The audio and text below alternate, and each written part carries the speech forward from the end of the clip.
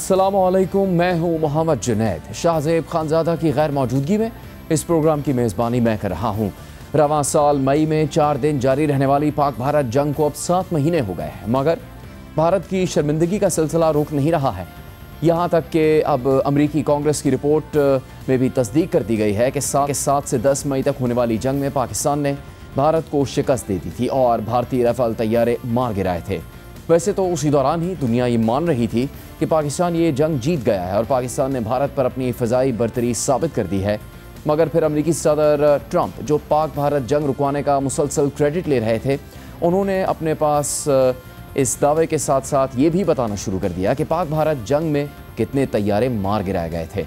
और दिलचस्प बात यह है कि अगरचे सदर ट्रंप बराह रास्त तो ये नहीं कहते कि पाकिस्तान ने भारत के तैयारे गिराए थे, मगर वो जो तादाद बता रहे हैं उससे पाकिस्तान की मौक़िफ़ की तस्दीक होती है। मगर अब अमरीकी कांग्रेस को पेश की गई रिपोर्ट सामने आने के बाद मज़ीद वाज़ेह हो रहा है कि पाकिस्तान ने भारत को शिकस्त दे दी थी। अमरीकी कांग्रेस के US China economic and security review commission ने साल 2025 की रिपोर्ट कांग्रेस को पेश कर दी है। बुनियादी तौर पर यह रिपोर्ट चीन के असर व रसूख और अस्करी सलाहियतों के हवाले से रवां साल चीनी हुकूमत के इक़दाम के हवाले से एक जायज़ा है, ताकि चीन से अमरीका के ताल्लुकात की समत का तयन करने में अमरीकी कांग्रेस को मदद मिल सके। मगर इस रिपोर्ट में पाक भारत दौरान पाकिस्तान की भारत पर फौजी कामयाबी की तस्दीक की गई है। रिपोर्ट के मुताबिक चीनी फ़ज़ाइया तेज़ी से अपनी सलाहियतों में जिद्दत लेकर आ रही है और अगली जनरेशन J-36 स्टेल्थ जेट तैयारों को तैनात करने का इरादा रखती है, जो कुछ हद तक अमरीकी F-35 तैयारों से मुशाबहत रखता है। इसी तरह जियोतियान ड्रोन को भी तैनात किया जा रहा है, जो खुद एक ड्रोन होने के साथ साथ ड्रोन्स के बड़े मजमूए को एक साथ लॉन्च और कंट्रोल कर सकता है। इसके अलावा चीन के लड़ाका तैयारों और एयर टू एयर मिसाइल्स को पहली दफ़ा उस वक्त अमली तौर पर इस्तेमाल में लाया गया जब पाकिस्तानी फोर्सेस ने भारत के साथ 4 रोज़ा झड़प के दौरान चीन में बने हुए लड़ाका तैयारे को कामयाबी से इस्तेमाल किया। और ये मंजर-ए-आम पर आने वाली पहली मिसाल थी जहाँ चीन के इन सिस्टम्स को जंगी आलात में जांचा गया। इससे चीनी अफवाज को अहम मालूमात हासिल हुई और मुमकिना तौर पर चीन की दिफाई बरामदात की साख में इजाफा हुआ। रिपोर्ट के मुताबिक 7 से 10 मई के दरमियान पाकिस्तान और भारत के दरमियान होने वाली झड़प को आलमी तवज्जो हासिल हुई, क्योंकि पाकिस्तानी अफवाज चीनी हथियारों पर इन्हिसार कर रही थी और मुबैना तौर पर चीनी इंटेलिजेंस से फ़ायदा उठाया जा रहा था। इस झड़प के दौरान दोनों ममालिक ने 50 साल में पहली बार एक दूसरे की सरजमीन के अंदर दूर दूर तक अहदाफ को निशाना बनाया। इस दौरान भारतीय फ़ौज ने दावा किया कि चीन पाकिस्तान को भारत के फ़ौजी मकामात के बारे में लाइव इनपुट फराहम करने में मदद कर रहा है और इस तनाज़े को अपनी फ़ौजी सलाहियतों को टेस्ट करने के लिए मैदान के तौर पर इस्तेमाल कर रहा है। मगर पाकिस्तान ने इन इल्ज़ामात की तरदीद कर दी, तहम चीन ने इन इल्ज़ामात की तस्दीक भी नहीं की और तरदीद भी नहीं की। रिपोर्ट में वाज़ेह तौर पर लिखा गया है कि भारत के ख़िलाफ़ 4 रोज़ा झड़प में पाकिस्तान की फ़ौजी कामयाबी ने चीनी असलहे को पजीराई दिलाई। अगरचे इस तनाज़े को चीन की प्रॉक्सी वॉर करार दे देना चीन के किरदार को ज़्यादा बढ़ा चढ़ा कर पेश करना हो सकता है, मगर चीन ने मौके से फ़ायदा उठाते हुए इस तनाज़े को अपने हथियारों की आला दर्जे की सलाहियतों को जांचने और उनकी तशहीर के लिए इस्तेमाल किया, जो भारत के साथ जारी सरहदी कशीदगी के अलावा और चीन की दिफाई सनत के अहदाफ के तनाजुर में फ़ायदेमंद था। पाक भारत 4 रोज़ा झड़प के दौरान पहली दफ़ा चीन के HQ-9 एयर डिफेंस सिस्टम और PL-15 air to air missile और J-10C लड़ाका तैयारे को किसी अमली जंग में इस्तेमाल किया गया था और ये चीन के लिए अमली मैदान में एक बड़ा तजर्बा साबित हुआ। फिर इस तनाज़े के चंद हफ्तों के बाद चीनी सिफारतखानों में पाक भारत झड़प में चीनी हथियारों की कामयाबी का जश्न मनाया गया ताकि इन हथियारों की फ़रोख्त में इजाफा किया जा सके।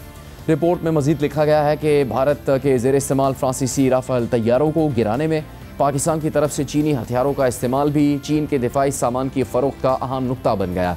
हालांकि मुबैना तौर पर भारत के सिर्फ 3 तैयारे मार गिराए गए थे और मुमकिन है कि वो सब राफेल तैयारे ना हों।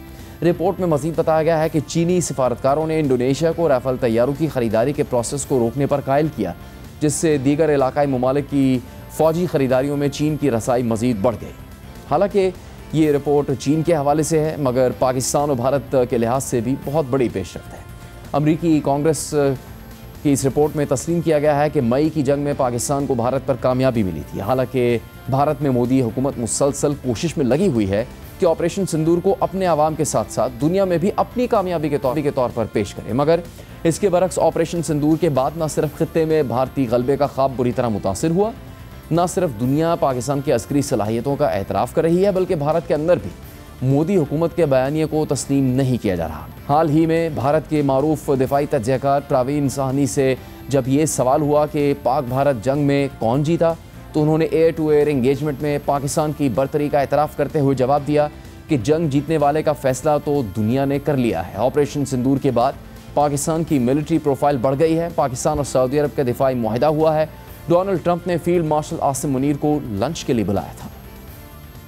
कौन जीता भारत और पाकिस्तान के बीच ये जो छोटी मोटी जंग हुई? देखिए, वो तो दुनिया ने फैसला किया है। पाकिस्तान की मिलिट्री प्रोफाइल बढ़ गई है, पाकिस्तान की जियोपॉलिटिकल प्रोफाइल बढ़ गई है। अगर ये ऑपरेशन सिंदूर नहीं होता तो पाकिस्तान और सऊदी अरेबिया का डिफेंस एग्रीमेंट नहीं होता, और ये नहीं होता तो वो डोनाल्ड ट्रंप जो फील्ड मार्शल आसिम मुनीर है उनको लंच के लिए नहीं बुलाते। दुनिया ने ये तय किया है कि पाकिस्तान ने इसमें अच्छा काम किया है। सबसे इंपॉर्टेंट बात क्या होती है, वो एयर वॉर होती है, और वो इसलिए होती है कि हिंदुस्तान पाकिस्तान की जो है, हम दोनों नेबर्स हैं, यहाँ एयर का रोल बहुत बड़ा होगा। और जो एयर फोर्स होती है उसका जो मेन काम होता है वो होता है एयर सुपीरियॉरिटी। उसको हम बोलते हैं कि एयर टू एयर एंगेजमेंट। तो वो पहली ही 6-7 की रात को हमने देखा कि air to air engagement Pakistan air force ने करी, और अगले दिन उन्होंने इंटरनेशनल प्रेस को बुला के ब्रीफिंग भी दी। हम तो अभी तक उसकी बात ही नहीं करना चाहते हैं। अमेरिकी कांग्रेस की रिपोर्ट में पाकिस्तान की तरफ से भारतीय तैयारे मार गिराए जाने की भी तस्दीक की गई, मगर तादाद 3 बताई गई। हालांकि खुद अमेरिकी सदर ट्रंप भारत का नाम लिए बगैर कई बार कह चुके हैं कि 7 या 8 तैयारे मार गिराए गए थे। Pakistan and India, you know, I was in the midst of a trade deal with both of them. And then I read on the front page of a certain newspaper, I said, I don't know, mention the newspaper because it's usually fake news, but I heard they're going to war. 8 planes, 7 planes were shot down. An 8th was really badly wounded, but 8 planes were shot down essentially. And जब कल Saudi वली अहद मोहम्मद बिन सलमान से white house में मुलाकात के दौरान सदर Trump ने फिर पाक भारत जंग का जिक्र कर दिया। I've actually stopped 8 wars. I have another one to go with Putin. I'm a little surprised at Putin.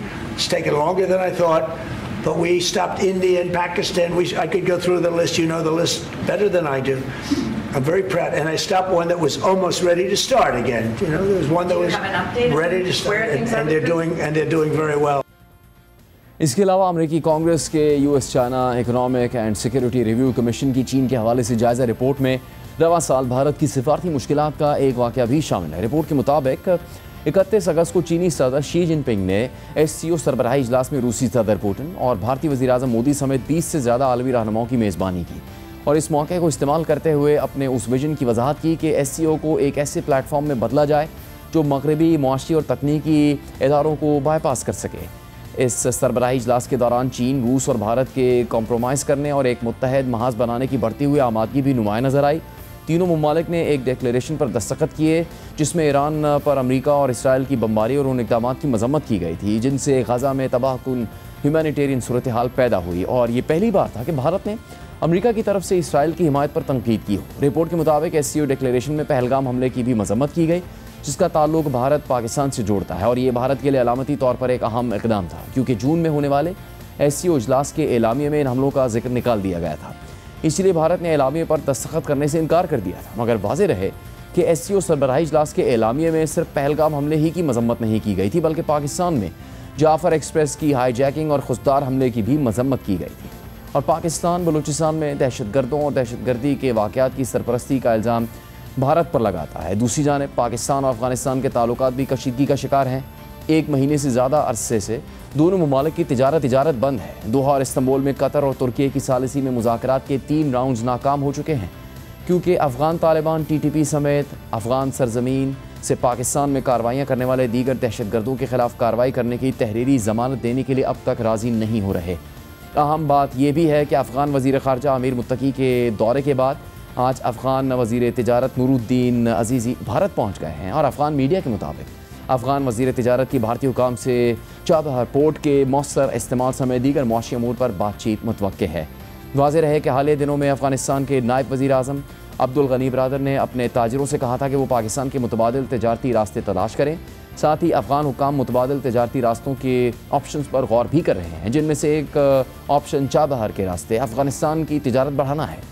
अहम बात यह है कि तुर्की और कतर के साथ साथ हालिया दिनों में ईरान भी पाक अफगान कशीदगी कम करने के लिए मुतहरिक हुआ है। ईरानी वज़ीर ख़ारजा अब्बास अराग़ची दोनों ममालिक के वज़राए ख़ारजा से टेलीफोनिक गुफ्तगू के दौरान सालिसी की पेशकश कर चुके हैं, जबकि ईरानी वज़ीर ख़ारजा ने रूसी वज़ीर ख़ारजा से भी इस हवाले से टेलीफोनिक गुफ्तगू की थी और रूस की जानिब से भी सालिसी का बयान आया है। और अब रूसी खबरसां इदारे से बात करते हुए ईरान के नायब वज़ीर ख़ारजा सईद खतीबज़ादे ने कहा है कि ईरान दिसंबर के वस्त में पाकिस्तान और अफगानिस्तान के दरमियान कशीदगी कम करने के लिए एक मीटिंग की मेज़बानी करेगा। इस मीटिंग में रूस और चीन की शिरकत भी मुतवक्किल है।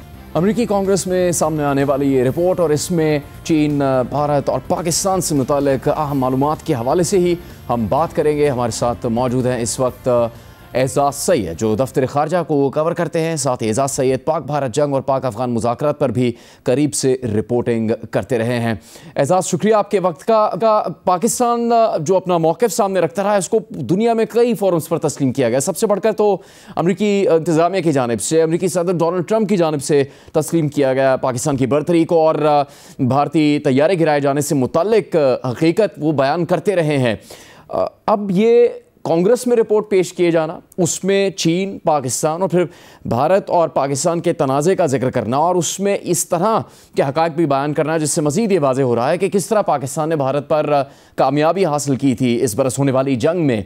क्या ये एक मज़ीद हम कह सकते हैं कि मोहर सबत है, मज़ीद तस्दीक होती है पाकिस्तान की दिफाई बर्तरी की, पाकिस्तान की ख़ित्ते में एक मजबूत मुल्क की हैसियत से जो पोजीशन है उसको मुस्तहकम करता है इस रिपोर्ट में तमाम हक़ाइक़ का सामने आना? जुनैद भाई बहुत शुक्रिया। जुनैद भाई, ये 705 सफ़ात की रिपोर्ट है। रीवा प्राइस इस कमीशन की सरबराह है जिन्होंने ये रिपोर्ट लिखी है अपने दीगर साथियों के हमरा। और इस रिपोर्ट का जो बुनियादी मकसद है वो चाइना की पूरी दुनिया के ऊपर और बिलखसूस इस खित्ते के ऊपर जो बढ़ता हुआ चाइना का इन्फ्लुएंस है और उनकी जो मिलिट्री माइट है उसको रिव्यू करना है और उनकी इकोनॉमिक माइट है उसको रिव्यू करना है। बेसिक मकसद ये है कि वो चाइना को जायजा ले रहे हैं कि चाइना कितना ज्यादा इन्फ्लुएंस ले रहा है। लेकिन उन्होंने इस रिपोर्ट में खुसूसी तौर पर जो चाइना की मिलिट्री का जिक्र करते हुए जो पाकिस्तान और भारत के दरमियान मई के महीने में जो एक स्टैंड ऑफ हुआ था, एक जंग हुई थी, उसका जिक्र किया। और इस रिपोर्ट में कहा गया कि पाकिस्तान ने जो चाइना है उसकी टेक्नोलॉजी को इस्तेमाल किया। इस रिपोर्ट में उन्होंने कहा है कि इस जो जंग थी उसमें पाकिस्तान ने जो फ्रांसीसी साख के राफेल तैयारे हैं वो मार गिराए हैं। और इस बात को इस रिपोर्ट में तस्लीम किया गया है कि पाकिस्तान ने एक बर्तरी हासिल की है। साथ ही साथ इस रिपोर्ट में जो अहम तरीन चीजें हैं, मैं मोटी मोटी बातें बता रहा हूं कि इसमें PL-15 जो एयर टू एयर मिसाइल है उसका खुसूसी तौर पे जिक्र किया गया है, जो कि कहा गया है कि चाइनीज साख्त है। साथ ही HQ-8 डिफेंस सिस्टम उसका जिक्र किया गया है और यह भी कहा गया है कि यह भी चाइनीज साख्त है। और फिर खुसूसी तौर पे जिक्र किया गया है साल 2019 से लेकर 2023 के दौरान जो पाकिस्तान का डिफेंस परचेज है उसका रिव्यू किया गया और कहा गया है कि इस दौरान पाकिस्तान ने ऑलमोस्ट 82% जो डिफेंस परचेजेस की हैं वो चाइना से की है टेक्नोलॉजी के एतबार से। तो जो भारत का बीच में जिक्र किया गया है वो इस एतबार से किया गया है कि चाइना ने बड़ी समझदारी के साथ उन्होंने, अमेरिका ने तो इसे नेगेटिव अंदाज में लिखा है, उन्होंने कहा कि चाइना ने इस जंग में गेन किया है। और गेन कैसे किया है? उन्होंने कहा कि पाकिस्तान ने जो त्यारे मार गिराए हैं, पाकिस्तान की तरफ से जो कार्रवाई हुई है उसका फायदा चाइना को हुआ है और आलमी सतह पे जो चाइनीज टेक्नोलॉजी है उसको एक बूस्ट मिला है। तो तफसील से जिक्र किया गया है और बताया गया है कि पाकिस्तान ने जो कामयाबी हासिल की है ये एक अहम कामयाबी है और पाकिस्तान ने सबूत दिया है कि उसकी कैपेसिटी है। लेकिन साथ ही साथ ये कहा गया है कि असल बात यह है कि पाकिस्तान के पास जो इक्विपमेंट था या जो टेक्नोलॉजी थी वो चाइनीज टेक्नोलॉजी थी जिसको पाकिस्तान ने मौसर तरीके से इस्तेमाल किया। अब एजाज, इस जंग के बाद पाकिस्तान इस खत्ते का एक ताकतवर मुल्क उभर कर सामने आया और फिर साथ इस बारे में भी बात हुई कि पाकिस्तान का चीन से किस नौयत का ताल्लुक है। और फिर चीन का तो दिफाई ताउन था ही जिसका पूरी दुनिया जिक्र कर रही है, तस्लीम कर रही है, आप भी उस पर अपना मुशाहिदा हमारे सामने रख रहे हैं। लेकिन अमेरिका से भी मिसाली ताल्लुकात बने उसके बाद। अमेरिकी सदर डोनाल्ड ट्रंप और उनकी इंतजामिया और पाकिस्तान की इस वक्त जो इंतजामिया है वो बहुत करीब है एक दूसरे के। तो क्या ये तवाज़ुन भी हासिल कर लिया पाकिस्तान ने? हमें कहना होगा कि अमेरिका को एहसास और अंदाज़ा है कि पाकिस्तान के चीन से किस नौयत के ताल्लुकात हैं और चीन को इस बात का अंदाज़ा और एहसास है कि पाकिस्तान और अमेरिका के किस नौयत के ताल्लुकात है। ये इस्तेहकाम और ये तवाज़ुन भी और मज़ीद बेहतर तरीके से क्या हासिल कर लिया है पाकिस्तान ने? ये भी तय हो गई है क्या बात? जुनेद, ये बात पाकिस्तान के जो पॉलिसी मेकर्स हैं, पर्टिकुलरली फॉरेन पॉलिसी के हवाले से जो हमारे टॉप डिप्लोमेट्स हैं, उनसे ये सवाल किया जाता रहा है। मैं ज़ाती तौर पे फॉरेन सेक्रेटरीज और जो एम्बेसडर्स हैं उनसे ये बात पूछता रहा हूँ कि ये तवाज़ुन क्या है। तो एक बात जो बड़ी इंटरेस्टिंग है वो बताई जाती रही है तमाम लोगों की तरफ से, वो ये है कि पाकिस्तान जो भी इंगेजमेंट अमेरिका के साथ करता है उस इंगेजमेंट में सबसे पहले जो एतमाद हासिल करता है, एतमाद में लेता है, वो पाकिस्तान का जो पड़ोसी और करीबी तरीन दोस्त है चीन, उसको लेता है।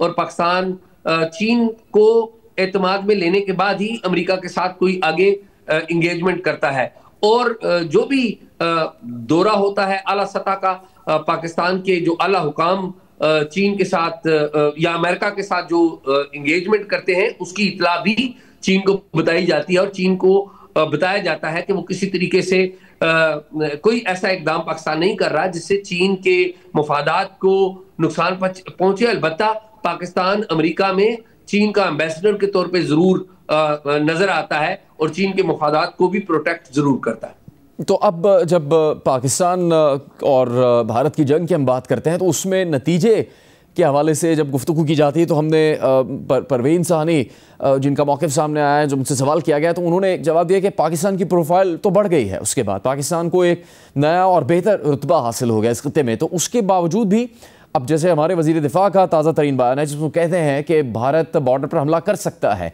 तो इस वक्त जो सूरत हाल है पाकिस्तान और भारत के दरमियान और भारत के अज़ाइम से मुतालिक जिसका ज़िक्र पाकिस्तान के हुकाम की जानिब से किया जाता रहा है और भारत भी मुसलसल कोई ना कोई इशारा इससे मुतालिक देता है, उसकी सूरत हाल क्या है और उस पर क्या तवक्को की जा रही है इस सारे मामले पर नज़र रखने वालों की जानिब से? जुनेद, जो पाकिस्तान का डिफेंस मैकेनिज्म है या पाकिस्तान की जो फॉरेन सर्विस है जो फॉरेन पॉलिसी बनाती है, मैं उनकी बात पर्टिकुलरली करूंगा। इंगेजमेंट इनकी आपस में होती रहती है। दो बातों का तवातर से जिक्र किया जाता है। एक तो डिफेंस मिनिस्टर ने जो बात जिस खदशे का इजहार किया, क्योंकि हिंदुस्तान ये कह चुका हुआ है कि ऑपरेशन सिंदूर अभी खत्म नहीं हुआ, अभी हॉल्ट हुआ है, खत्म नहीं हुआ। लेकिन एक और बात जिसका तज़किरा नहीं किया जाता, पाकिस्तान के बाज़ माहिरीन ये समझते हैं कि भारत के पास पाकिस्तान की दो चीजों का जवाब नहीं है, इसलिए वो कभी भी दोबारा पाकिस्तान पर हमला करने की गलती नहीं करेगा। सबसे अहम बात यह है कि पाकिस्तान की जो फजाई बर्तरी पाकिस्तान ने डेमोन्स्ट्रेट की है, तो पाकिस्तानी पॉलिसी मेकर्स कहते हैं इसका जवाब, इसका सोल्यूशन अभी तक भारत के पास नहीं है, इसलिए वो भारत दोबारा गलती नहीं करेगा। क्योंकि जब 7 से 10 मई के दौरान ये वाकयात हुए थे, 6 से 10 मई के दरमियान पाकिस्तान और भारत के दरमियान स्टैंड ऑफ हुआ था, तो आपको पता है जब पाकिस्तान ने भारत के त्यारे मार गिराए थे तो 48 घंटे तक, यानी कि 2 दिन तक मुसलसल जब त्यारे इनके गिरे भारत के, तो भारतीय जो फिजाइया है उनका कोई एक जहाज भी फिजा में नहीं उड़ा। और इस बात का एतराफ खुद भारतीय जो एयरफोर्स के हुकाम है उन्होंने भी इस बात का एतराफ किया, पब्लिकली एतराफ किया, बाद में किया गोके, लेकिन एतराफ किया। तो एक बात तो यह है कि उनके पास सोल्यूशन अभी तक नहीं है कि पाकिस्तान की जो फिजाई बर्तरी है उसका कोई तोड़ निकाले। दूसरा, पाकिस्तान के जो स्ट्रेटेजिक एसेट्स हैं वो भी पाकिस्तान के पास है, इसका सोल्यूशन भी उनके पास नहीं है। तो एक नजरिया जो कि ज्यादा जिक्र नहीं जिसका किया जा रहा वो ये भी है कि भारत दोबारा यहां पर आने की गलती नहीं करेगा, क्योंकि भारत को पता है कि अगर दोबारा वो आया तो शायद पहले से ज्यादा नुकसान हो सकता है और वो उसी सूरत में पाकिस्तान दोबारा आने की गलती करेगा कि अगर वो सोचेगा या वो कैलकुलेट करेगा कि नहीं हम कोई परफॉर्मेंस दिखा सकते हैं, लेकिन इसके लिए उसे 100% नहीं 1000% नहीं बल्कि ए मिलियन टाइम कंफर्मेशन चाहिए होगी, और अगर ए मिलियन टाइम में भी एक दफा भी कोई कंफर्मेशन नहीं होती तो वो दोबारा नहीं आएगा। तो इस वक्त पाकिस्तान और अफगानिस्तान का तनाज़ा भी जारी है। इसमें पहले कतर और तुर्की की जानिब से गैर मामूली किरदार अदा किया गया पाकिस्तान और अफगानिस्तान के इस तनाज़े को हल करने के लिए, लेकिन उसमें अब तक बड़ी पेशरफ्त नहीं हो सकी। आखिरी मुज़ाकरात के दौर के बाद तिजारत बंद है, इस हद तक बंदिश है कि अफ़गानिस्तान को तिजारत के लिए मुतबादिल रास्ते और ऑप्शंस ढूंढने पर गौर करना पड़ रहा है। इस वक्त इस सारे तनाज़े की पोजीशन क्या है? चूँकि ईरान और रूस की जानिब से भी पेशकश की गई है किरदार अदा करने के लिए अफ़गानिस्तान और पाकिस्तान के मामले पर सालिसी के लिए, और ईरान ने कहा कि वो इस साल के आखिर तक मेज़बानी करेगा अफ़गानिस्तान और पाकिस्तान की। उस पर क्या हालात हैं इस वक्त? ईरान ने पेशकश की है, इसमें कोई शक नहीं है, लेकिन ईरान से पहले जो टर्किया है, टर्किया ने दूसरा दौर जो है उसको होस्ट किया था, और उसके बाद आपको पता है कि पिछले हफ्ते टर्किया के जो प्रेसिडेंट है तैयब एर्दोगन, उन्होंने ऑन बोर्ड अनाउंस किया था कि वो डिफेंस मिनिस्टर को और अपने फॉरेन मिनिस्टर को और अपने इंटेलिजेंस चीफ को पाकिस्तान में भेजेंगे। और ये जो गुज़िश्ता हफ्ता गुजरा है, कुछ इतलात ये थी कि शायद हफ्ते के दिन फाइनल हो जाएगा और हफ्ते के दिन वो आएंगे, लेकिन आपको पता है कि ताजिकिस्तान से एक त्यारा आ रहा था, वो गिर गया था, जिसमें टर्किश जो सिक्योरिटी एहलकार भी थे, इस वजह से वो डेट कंफर्म नहीं हुई। और एक जो दूसरी बड़ी अहम वजह वो ये है कि जो टर्किश हुकाम है वो भी देख चुके हैं कि जो अफगान तालिबान है वो वर्बली तो बात करने के लिए तैयार है, लेकिन लिखकर कुछ देने के लिए तैयार नहीं है। At the same time Pakistan के साथ बैकडोर चैनल्स के ऊपर पाकिस्तानी हुकाम के साथ वो राब्ता जरूर कर रहे हैं, लेकिन एक और बड़ा वाकया हुआ है, और वो बड़ा वाकया ये हुआ है कि एक इस्लाही कमीशन जो तालिबान का है उसके सरबराह को तैनात किया गया है। असलम खान, मौलवी कासिम खालिद उनका नाम है, उनको तैनात किया गया है। और ये वो मौलवी कासिम खालिद हैं जिनके बारे में कहा जाता है कि ये तहरीक तालिबान पाकिस्तान के सपोर्टर्स में से एक हैं। और ये इस्लाही कमीशन वो वाला कमीशन है जिसका काम है निगरानी करना टीटीपी को और उन मौलवी गुल बहादुर ग्रुप को और उन ग्रुप्स को कंट्रोल करना जो पाकिस्तान जिनके बारे में शिकायत करता है। तो पाकिस्तान के पास जब ये इतलात आई है तो पाकिस्तान इस बात का सिग्नल ले रहा है कि शायद किसी तरफ या तो नियत का कोई मसला है या फिर अंडरस्टैंडिंग का कोई मसला है कि एक ऐसे शख्स को इस्लाही कमीशन का सरबराह तैनात किया जा रहा है जिसके बारे में खुद इल्जाम लगता आया है कि वो खुद इस कालेदम जमात जिसे पाकिस्तान ने कालेदम करार दे रखा है वो उसकी सपोर्ट करते रहे। एजाज सैयद, आपका बहुत शुक्रिया। प्रोग्राम रहेगा एक ब्रेक के बाद।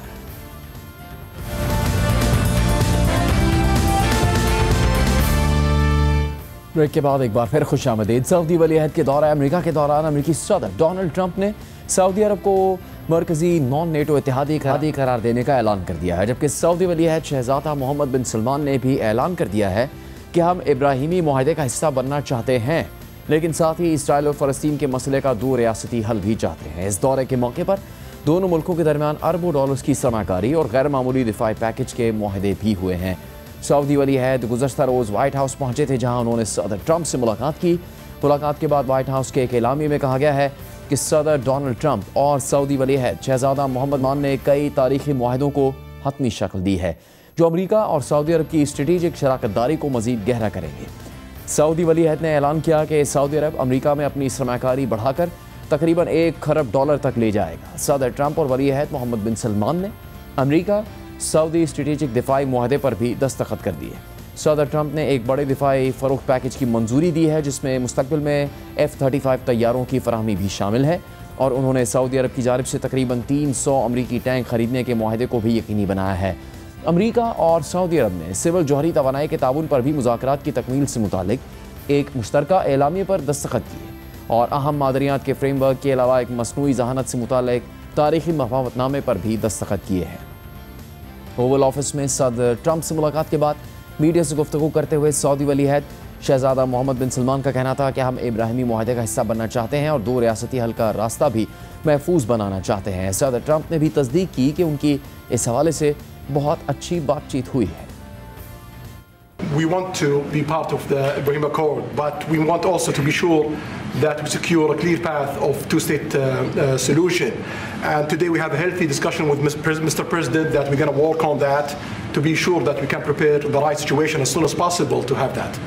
I think we're, I don't want to use the word commitment, but we've had a very good talk on the Abraham Accords. We talked about one state, two state. We talked about a lot of things in a short period of time. We'll be discussing it further too. But I think you have a very good feeling toward the Abraham Accords. Yes, definitely, Mr. President. We want peace for the Israelis. We want peace for the Palestinians. We want them to coexist peacefully in the region. And we will do our best to reach that day. Abraham accords 2020 में होने वाले उन अमन मुआहिदों का नाम है जो America की सालिसी में हुए थे। इन मुआहिदों के तहत कुछ अरब ममालिक ने पहली बार इसराइल के साथ बाज़ाब्ता सिफारती ताल्लुकात कायम किए। 2020 में यूएई और बहरीन इन मुआहिदों में शामिल हुए थे। फिर बाद में मराकश और सूडान ने भी इसराइल से ताल्लुकात मामूल पर लाने के मुआहदे पर दस्तखत कर दिए थे। गुज़श्ता दिनों सदर ट्रंप ने ऐलान किया था कि काज़ाकिस्तान भी इब्राहिमी मुआहदे में शामिल हो रहा है और मज़ीद ममालिक भी इसमें शामिल होंगे। एक अहम बात यह भी है कि सऊदी वलीअहद का 2018 में सहाफ़ी जमाल खाशोगी के कत्ल के बाद अमेरिका का ये पहला दौरा है और इस हवाले से भी उनसे सवाल हुआ, जिस पर पहले सदर ट्रंप ने नाराज़गी का इजहार किया और फिर सऊदी वलीअहद मोहम्मद बिन सलमान ने खुद भी जवाब दिया। For your family to be doing business in Saudi Arabia while you're president, is that a conflict of interest? And Your Royal Highness, the U.S. intelligence concluded that you orchestrated the brutal murder of a journalist. 9/11 families are furious that you are here in the Oval Office. Why should Americans trust you? And the same to you, Mr. President. Now, who are you with? I'm with ABC News, sir. You're with who? ABC News, sir. Fake news. ABC fake news. One of the worst in the business. But I'll answer your question. Thank you. I have nothing to do with the family business. I have left, and when I've devoted 100% of my energy. What my family does is fine. They do business all over. They've done very little with Saudi Arabia, actually. I'm sure they could do a lot. And anything they've done has been very good. That's what we've done. We've built a tremendous business for a long time. I've been very successful. I decided to leave that success behind and make America very successful. And I've made America more successful by far than it ever was, and that it ever could have been, no matter who was president. There would be nobody bringing in $21 trillion, that I can tell you right now. As far as this gentleman is concerned, he's done a phenomenal job. You're mentioning somebody that was extremely controversial. A lot of people didn't like that gentleman that you're talking about. Whether you like him or didn't like him, things happen, but he knew nothing about it, and we can leave it at that. You don't have to embarrass our guest by asking a question like that. Okay, just you ask, Mr. President, if you allow me to answer. I feel painful about, the families of 9/11 in America, but, we have to focus on reality. Reality based on CIA documents and based on a lot of documents that Osama bin Laden, he used Saudi people in that event for one main purpose, is to destroy this relation, to destroy the American-Saudi relation. That's the purpose of 9/11. So whoever buying that means they are helping Osama bin Laden's purpose of destroying this relation. He knows that strong relation between America and Saudi Arabia, it's bad for extremism, it's bad for terrorism. And we have to prove him wrong and to build our relation, to continue developing our relation. It's critical in the safety of the world. It's critical against extremism and terrorism. About the journalists, it's really painful to hear, anyone that been losing his life for no real purpose or not in a legal way, and it's been painful for us in Saudi Arabia. We've did all the right steps of investigation, etc. in Saudi Arabia, and we've improved our system to be sure that nothing happened like that, and it's painful and it's a huge mistake, and we are doing our best that this doesn't happen again. बाद में सदर Trump ने Saudi अरब को मरकजी non NATO इत्तेहादी करार देने का ऐलान भी किया। Tonight, I'm pleased to announce that we're taking our military cooperation to even greater heights by formally designating Saudi Arabia as a major non-NATO ally, which is something that is very important to them. And I'm just telling you now for the first time because I wanted to keep a little secret for tonight. I just heard him say, "Oh, that's nice. That's another point you won today." Programme जारी रहेगा एक break के बाद।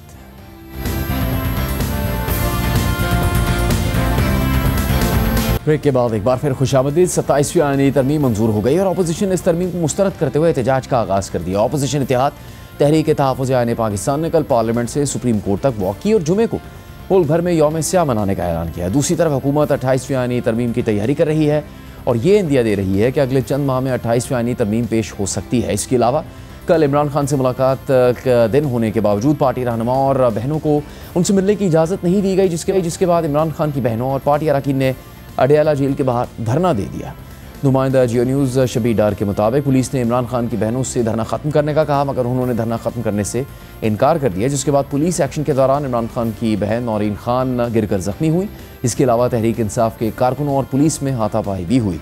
बाद में police ने इमरान खान की बहनों समेत 8 से 10 कारकुनों को तहवील में लेकर कैदी वैन में डाल दिया और फिर पुलिस ने अलीमा खान, नौरीन न्याजी और उज़मा खान समेत दीगर को चक्री इंटरचेंज पर रिहा कर दिया। तहरीक इंसाफ इमरान खान की बहनों पर पुलिस के मुबैना तशद्दुद की मजम्मत कर रही है।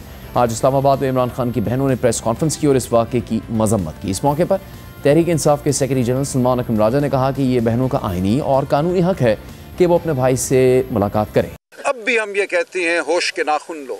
आज भी सब के बावजूद दिल मेरा खून के आंसू रो रहा था। मैंने सारा दिन सुप्रीम कोर्ट में गुजारा है, एक खिड़की से दूसरी खिड़की में गया हूँ। अब भी हम इस्तदा करते हैं कि हमारी दरख्वास्तें सुनो। ये बहनों का आईनी कानूनी हक है कि वो मिलें अपने भाई से। इमरान खान का ये हक है कि उनके वकला उनसे मिलें, उनके रुफ़का उनसे मिलें।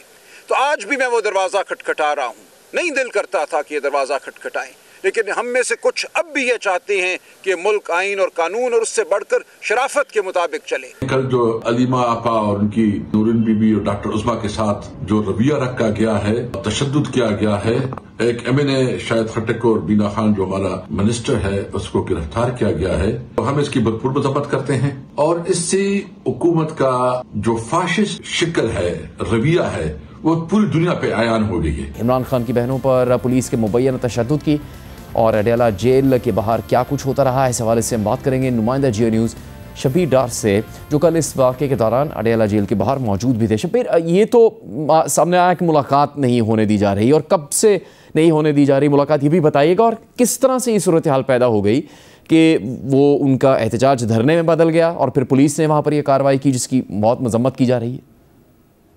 जुनैद, मुलाकातें तो करीबन 30 से 40 दिन हो गए हैं कि मुलाकात नहीं हो रही है किसी की।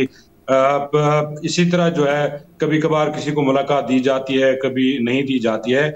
गुज़श्ता रोज जो वाक़या पेश आया है, पहले तो इस वाक़े की मजम्मत की जानी चाहिए। तो इस तरह से वाक़या इस तरह से तशद्दुद नहीं होना चाहिए था। लेकिन गुज़श्ता रोज जब बानी पीटीआई की बहनें यहाँ पहुंची मुलाकात के लिए और जो रहनुमा जिनकी फहरिस्त दी गई थी अडियाला जेल हुकाम को, वो भी पहुंचे थे। मुलाकात का वक्त खत्म हो गया, 2 से 4 बजे तक मुलाकात का टाइम होता है। तो जब 4 बजे तो जो रहनुमा आए थे, बैसर गौर खान साहब आए थे, सलमान अकरम राजा साहब आए थे, नियाजुल्लाह नियाजी आए थे, बाकी लोग भी जिनका नाम फहरिस्त में था, वो 4 बजे वापस चले गए। लेकिन अलीमा खान वहीं पे मौजूद रही और करीबन 10 से 11 घंटे उन्होंने अडियाला जेल के करीब ही करीबन 1 किलोमीटर के फासले पर गोरखपुर का इलाका है, वहां पे पुलिस का नाका भी है और वहां पे वो 11 घंटे बैठी रही। अच्छा, हालात क्यों बिगड़ गए, इसकी वजह यह है कि एक तो अलीमा खान इससे पहले भी आती रही हैं, देर रात तक बैठती रही हैं, लेकिन एक प्रैक्टिस ये थी कि वो जब 7-8 बजते थे रात के, तो पुलिस के साथ मुज़ाकरात करके उनको मना लेते थे। तो वो यहाँ से फिर चक्री उनको भेज दिया जाता था या उनको ड्रॉप कर दिया जाता था। कल भी पुलिस ने कोशिश की उनके साथ 2-4 दफा मुज़ाकरात करने की और उनको मनाने की कोशिश भी की, उनको दरखास्त भी की कि आप यहाँ से चले जाएं, क्योंकि एक तो रात बहुत हो गई थी, दूसरा ये कि सर्दी भी बहुत थी और लोग वहां पे, चूंकि सिक्योरिटी का भी इशू अडियाला जेल करीब है, लिहाजा उनसे मुतअद्दिद मरतबा दरखास्त की गई थी कि आप यहाँ से चले जाएं, क्योंकि जो रावलपिंडी पुलिस जिनका जेल के बाहर जो सिक्योरिटी मामला देखती है, उनका मुलाकात से तो कोई लेना देना नहीं होता। मुलाकात का प्रोगेटिव तो जेल इंतजामिया का है और पुलिस ने उनको बताया कि जेल इंतजामिया की जानिब से बताया गया कि मुलाकात आज किसी की नहीं है। अच्छा, 6 से 7 बजे के करीब मुज़ाकरात नाकाम हो गए हर तरह से। उसके बाद पुलिस ने करीबन 9 बजे एक एक्शन किया और चूंकि वहां पे 40 से 50 के करीब कारकुनान मौजूद थे और उन कारकुनान को मुंतशिर करने के लिए पुलिस ने पहला एक्शन 9 से 9:30 के करीब किया और उन कारकुनान को मुंतशिर किया और उनको वहां से डिस्पर्स किया। वहां पे सिर्फ उसके बाद अलीमा खान, उनकी 2 बहनें और 8 से 10 खवातीन और चंद रहनुमा थे, जिनमें अशाहिद खटक साहब थे, मीना खान थे और नईम हैदर। शुक्रिया आपका। अभी हम बात करेंगे मुस्लिम लीग नून के सीनियर रहनुमा मुशीर वज़ीर आज़म सेनेटर राना सनाउल्लाह से। राना साहब, शुक्रिया आपके वक्त है। अब आपकी जमात तो खुद ऐसे वाक़यात का शिकार रही है जिसकी मजम्मत भी की जाती रही कि ख़वातीन के साथ किस तरह का सलूक नहीं किया जा सकता, पुलिस तशद्दुद नहीं होना चाहिए, ज़ोर बाजू से उनको ज़बरदस्ती नहीं उनके साथ की जानी चाहिए। अब आपकी हुकूमत में जब इस तरह के वाक़यात होंगे, एक तो मुलाकात नहीं करने दी गई, उसके बाद ये वाक़या पेश आना कि पुलिस की जानिब से उनकी बहनों पर तशद्दुद किया गया और वहाँ पर उनकी एक बहन गिर गई, किस तरह से दिफा करेगी हुकूमत इसका, राना सनाउल्लाह साहब? नहीं, देखिए, ख़वातीन पे तशद्दुद जो है ये बिल्कुल इसका कोई दिफा नहीं कर सकता और ऐसा अमल जो है वो बिल्कुल नहीं होना चाहिए। और जो लोग वहाँ मौके पे इस कार्रवाई के लिए मौजूद थे उनसे बातचीत होनी चाहिए और उनका मौक़िफ़ भी लिया जाना चाहिए कि वहाँ पे ये वाक़या किस तरह से पेश आया। लेकिन जहाँ तक इस बात का तल्लुक़ है कि मुलाकात जो है वो नहीं होने दी गई, तो उसके बाद मेरा ख्याल है कि उनको भी चाहिए था कि वो अपनी कानूनी चाराजोई जो है वो करें और वहाँ पे इतना लंबा धरना देने और वहाँ पे कोई ऐसी लॉ एंड ऑर्डर की सिचुएशन पैदा करना जो है ये उनके लिए भी मुनासिब नहीं था। और अगर उन्होंने ये सूरत हाल पैदा की तो इसे किसी मुनासिब तरीके से, जिसमें तशद्दुद का पहलू बिल्कुल ना हो, उस तरीके से रिजॉल्व किया जाना चाहिए था। राजा साहब, लेकिन इजाज़त तो मौजूद है अदालत की जानिब से मुलाकात के लिए, फिर भी अगर आपकी हुकूमत के दौर में उनको मुलाकात की इजाज़त नहीं दी जा रही तो इससे आगे बढ़कर फिर वो कानूनी चाराजोई क्या करे? आपकी जमात के नुमाइंदे अक्सर कहते हैं कि सियासी लोगों को मुलाकात नहीं करने दी जाएगी चूँकि वो फिर उसको अपनी सियासत के लिए इस्तेमाल करते हैं, लेकिन उनके ख़ानदान के अफराद, उनकी बहनों को तो सियासत की बुनियाद पर मुलाकात से नहीं रोका जा सकता। देखिए, ये मामला जो है ये इस्लामाबाद हाई कोर्ट में इससे पहले भी जो है वो कंटेस्ट होता रहा है, इसे वहां पे कंटेस्ट होना चाहिए। और लॉ एनफोर्सिंग एजेंसीज का या एडमिनिस्ट्रेशन का जो मौक़िफ़ है, उस मौक़िफ़ के बाद वहां पे कोई ऐसा रेजोल्यूशन होना चाहिए कि जिसमें जो है वो इस मामले को रिजॉल्व किया जाए और इंतजामिया का जो मौक़िफ़ है उसको भी पेश नज़र रखा जाए। क्योंकि जेल में किसी भी फर्द को, वो कैदी हो या हवालाती हो या किसी वजह से भी वो जेल में हो, उसकी मुलाकात नहीं रोकी जा सकती, लेकिन उसे ये इजाज़त भी नहीं दी जा सकती कि वो मुलाकात के जरिए से मुल्क में कोई तहरीक चलाए, मुल्क में जो है वो अनारकी फैलाए, मुल्क में अफरा तफरी फैलाने के जो है वो इकदाम करे। और ऐसे पैगामात अगर कोई फर्द लेके आता है, वह कोई उसका फैमिली मेंबर लेके आता है, तो उन फैमिली मेंबर्स की या ऐसे अफराद की मुलाकातें जो है वो बाकायदा रूल्स और कानून जो है वो उनको रोकने की एडमिनिस्ट्रेशन को ये इख्तियार देता है कि ऐसा तो नहीं हो सकता कि कोई आदमी जो है उस पैगाम रसानी या उन मुलाकातों के जरिए से मुल्क में जो है वो अनारकी और मुल्क में जो है वो अफरा तफरी फैलाने के लिए जो है वो लोगों को मैसेज भेजे या इस किस्म की जो है वो उन मुलाकातों को इस्तेमाल करे।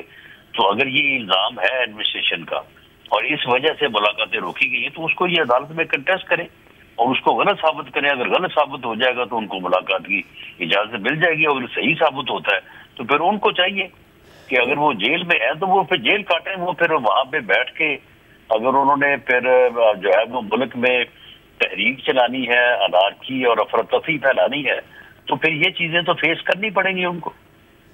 राजा, जरा इसमें पेचीदगी ज़्यादा है चूँकि जेल इंतज़ामिया अब क्या मौक़िफ़ देती है फिर अदालत में कि ये कानूनी नहीं है मुलाकात का हक? वो तो ये मौक़िफ़ होता है कि मुलाकातें मामूल के मुताबिक हो सकती हैं। ये आप जो सब बात बता रहे हैं फिर जेल इंतज़ामिया भी अदालत को बता दे ताकि जो अदालत उनको मुलाकात की इजाज़त और कानूनी हक देती है वो उस हवाले से फ़ैसला कर दे कोई? ये अदालत में इनको जाना चाहिए, वहाँ पे धरना दे के बैठने की बजाय या वहां पे कोई ऐसी सूरत हाल पैदा करने की जिसमें जो है वो इस किस्म के वाकयात हों जिनका आपने जिक्र किया है, तो उनको चाहिए कि वो अदालत में जाए और अदालत में जाके पिटीशन दायर करें, अदालत इस इशू को रिजॉल्व करे, क्योंकि इमरान खान साहब जो है वो जुडिशियल कस्टडी में है, वो कॉन्विक्ट है। कॉन्विक्ट कस्टडी से मतलब उसको रेगुलेट करना जो है वो अदालत में करना है। जी राना साहब, लेकिन कॉन्विक्ट तो है, उनके अहले खाना इस वजह से तो नहीं सिर्फ उनसे मिलने पर पाबंदी हो सकती कि वो कॉन्विक्ट है, वो तो दीगर जमातों के सियासी रहनुमा भी रहे हैं। आपने फरमाया कि बाज़पुरस होनी चाहिए उन पुलिस एहलकारों से मुतालिक जिन्होंने ऐसा कोई इकदाम किया जिसमें ये खबर आई है कि उनकी बहनों पर तशद्दुद किया गया या उनको ज़ोर ज़बरदस्ती से वहाँ पर हटाने की ऐसी कोशिश की गई जिसमें वहाँ ज़ख्मी हुए लोग, तो उसकी बाज़पुरस किस तरह से होगी? पहले तो ये तय होना कि वहाँ पे तशद्दुद हुआ है या नहीं हुआ। जी आप जब जी राना साहब, आप चूंकि कह रहे हैं कि उनको धरना नहीं देना चाहिए था, हटाने की कोशिश की गई, तो उनको हटाना जो है वो हो सकता है वहाँ पे कोई रोड ब्लॉक हुआ हो या कोई अदरवाइज सूरत हाल हो, और धरना देना तो उनका जो है वो हक नहीं है, और हटाना जो है वो इंतजामिया को हटाना जो है वो इंतजामिया का इख्तियार है, लेकिन वो अच्छे तरीके से हटाया जाना चाहिए। तशद्दुद का पहलू उसमें नहीं होना चाहिए। आपने कहा कि अगर वहाँ कानून की कोई खिलाफवर्जी हो रही थी, रास्ता बंद हो रहा था या कोई और सिक्योरिटी खतरा पैदा हो रहा था तो उनको गिरफ्तार किया जा सकता था, ये अमल किया जाना चाहिए था पुलिस की तरफ से। नहीं देखें, गिरफ्तार करने में फिर वो मैन हैंडलिंग के चांसेस भी होते हैं। उनको मेरा ख्याल है कि उनको रिक्वेस्ट की जाती है, उनको समझाया जाता कि वो अगर मुलाकात नहीं हुई तो ये धरने से कोई मुलाकात तो नहीं हो जानी थी, उन्हें अदालत में जाना चाहिए और वहां पे अपना केस कंटेस्ट करना चाहिए, क्योंकि इस चीज की एविडेंस जो है वो मौजूद है कि अलीमा खान साहिबा जो है ये इमरान खान साहब की पैगाम रसानी करती रही है और ऐसे पैगामात लेके आती रही है कि जो मुल्क में अमन व अमान की सूरत हाल पैदा करें और मुल्क में अनारकी और अफरा तफरी पैदा करें। तो इसकी फिर इजाजत आप खुद इस बात को समझते हैं कि ऐसा तो फिर नहीं होने दिया जाएगा। राना सनाउल्लाह साहब, बहुत शुक्रिया प्रोग्राम में बात ली, इजाज़त दीजिए, अल्लाह हाफ़िज़।